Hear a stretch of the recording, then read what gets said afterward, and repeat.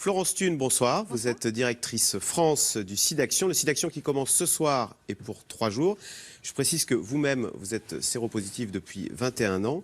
On parle moins du sida parce qu'aujourd'hui, ça n'est plus une maladie mortelle. Quelle est l'espérance de vie aujourd'hui de quelqu'un qui apprendrait qu'il est séropositif? Alors, si quelqu'un apprend aujourd'hui qu'il est séropositif, à ce stade, au vu des études scientifiques qui ont été menées, il y a plus ou moins la même durée de vie, espérance de vie, en tout cas, qu'une personne qui est séronégative.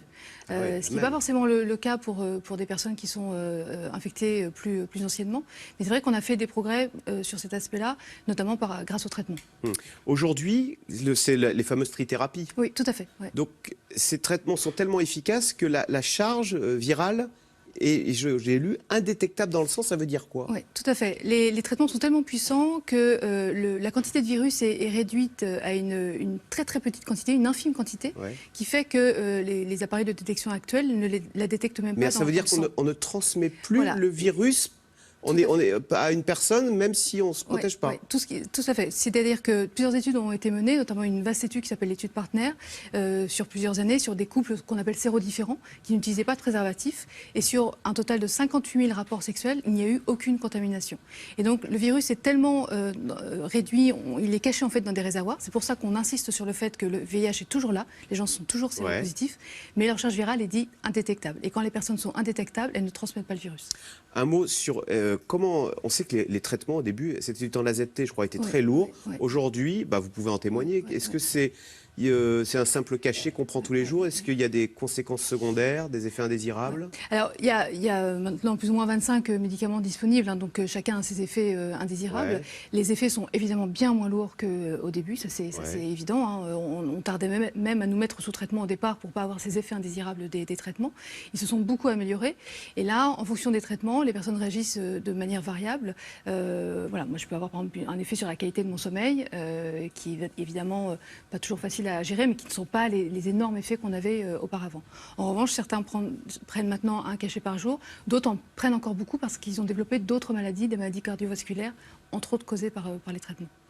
C'est-à-dire que ces traitements sont très efficaces pour lutter contre le déclenchement du sida, mais en revanche, ils peuvent favoriser l'installation d'autres maladies. Alors oui, on a un double effet. Certains peuvent, par exemple, avoir un impact sur les reins, entraîner du cholestérol, entraîner des maladies cardiovasculaires. Donc en tous les cas, c'est une très bonne nouvelle. Il y a eu énormément de progrès sur le traitement. Est-ce que en revanche, dans la société, c'est toujours un tabou? Comment réagissent les gens quand on leur annonce qu'un tel est séropositif? Ça reste encore compliqué. C'est-à-dire qu'on peut avoir la chance d'être dans un milieu professionnel, familial favorable. C'est pas toujours le cas. La plupart des personnes font maintenant le choix de ne pas en parler. Et parce qu'on en parle de moins en moins, parce que la question du VIH est de moins en moins visible, on sent que les vieilles peurs reviennent. C'est-à-dire que moins on en parle, moins les personnes vivant avec le VIH sont visibles de manière générale.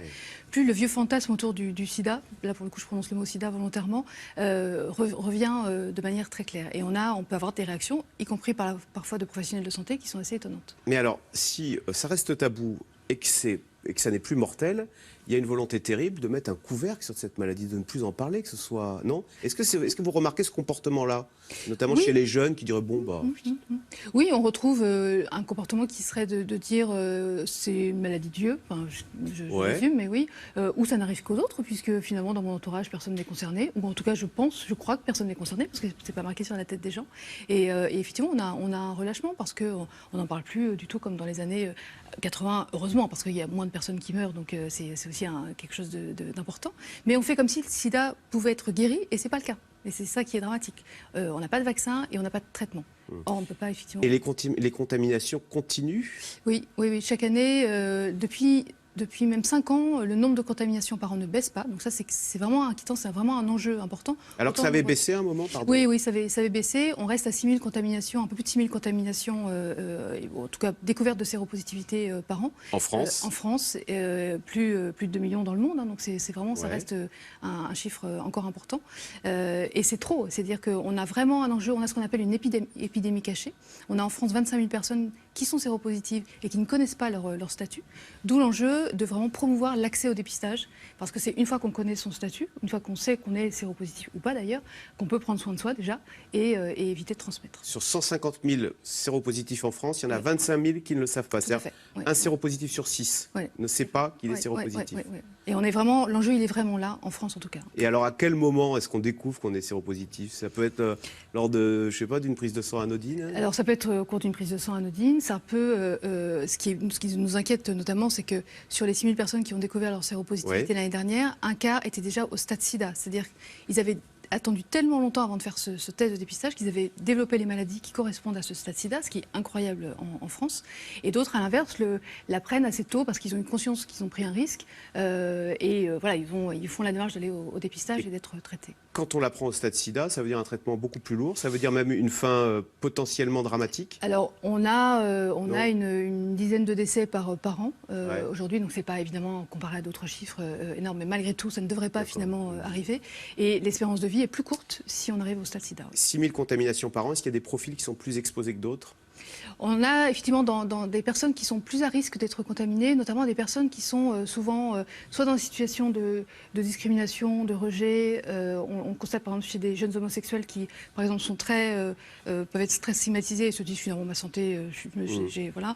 On a des personnes migrantes aussi qui, contrairement à ce qu'on peut croire, viennent pas en France pour se faire soigner, mais sont pour la plupart, pour la moitié en tout cas, contaminées en France et sont dans une telle situation de précarité. On le voit nous dans les associations qu'on soutient ainsi d'action. Il y a une grande précarité parmi les personnes vivant avec le VIH aujourd'hui qui apprennent leur séropositivité, notamment parmi les migrants, et qui se retrouvent vraiment effectivement confrontés à ce risque. Alors Florence, on a vu en tous les cas les progrès énormes de la médecine, qui fait que d'ailleurs que même une mère séropositive ne transmettra pas à son enfant le virus.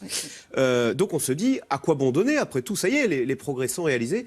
Alors pour cela, vous avez réalisé une vidéo, je vous propose qu'on la regarde ensemble. Contre le sida, on a remporté de nombreuses victoires. Mise au point de la trithérapie, réduction des risques de transmission, espérance de vie plus longue. Mais malgré toutes ces victoires, en France, plus de 150 000 personnes vivent toujours avec le virus du sida. Et il n'existe toujours pas de vaccin. Le combat n'est pas terminé. Donnez. Donnez au 110 ou sur sidaction.org. Alors, le combat n'est pas terminé. Donnez. À quoi sert l'argent, Florence Thune? Alors, il sert à la fois à financer des programmes de recherche, puisque SIDAction est la seule association qui finance des programmes de recherche, pour trouver à terme non seulement un médicament qui finirait par guérir, nous débarrasser du VIH. Entre-temps, on cherche à alléger les traitements, peut-être pas à les prendre tous les jours, mais à les prendre par exemple une fois par mois. Donc il y a un vrai travail là-dessus. On cherche aussi à financer la recherche qui permet de débusquer notamment le VIH dans ces fameux réservoirs dont je parlais tout à l'heure. Et puis à terme, évidemment, la recherche sur le vaccin préventif. Ça qui va nous mener dans 10-15 ans. On a encore très peu de vision malheureusement sur cette question-là, parce que le virus mute, change beaucoup. C'est une recherche extrêmement difficile. Et puis à côté, l'argent sert très concrètement à financer des associations en France et en Afrique subsaharienne et qui accompagnent aujourd'hui les personnes vivant avec le VIH qui ont besoin parfois d'endroits pour se poser, pour en parler.